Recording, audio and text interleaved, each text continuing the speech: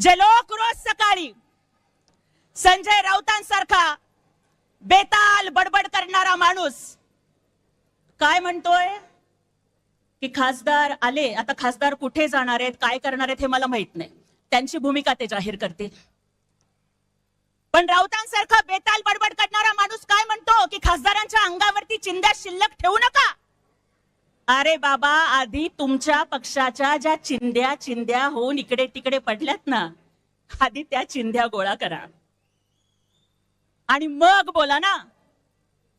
या महाराष्ट्राच्या राजकारणातला सगळ्यात मोठा चिंधी चोर जर कोण असेल ना, तर तो संजय राऊत आहे. आणि संजय राऊत काय बोलतात, आम्ही ऑपरेशन तुडवा करणार. अरे तुम्ही ऑपरेशन तुडवा नाही, तुमच्या शिव्या शापानं ऑपरेशन युबीटी बुडवा चाललंय आणि ऑपरेशन काँग्रेस वाढवा चाललंय. संजय राऊत पुढे जाऊन काय बोलतात, शिव्या शाप, भची भाराकडी, आणि तुम्ही सांगताय राडे करणार.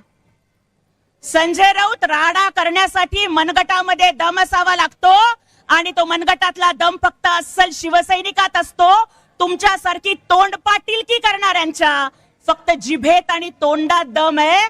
अरे बगावत करने के लिए, ऑपरेशन करने के लिए शेर का कलेजा चाहिए होता है, जो हमारे नेता एकनाथ जी शिंदे साहब के पास है.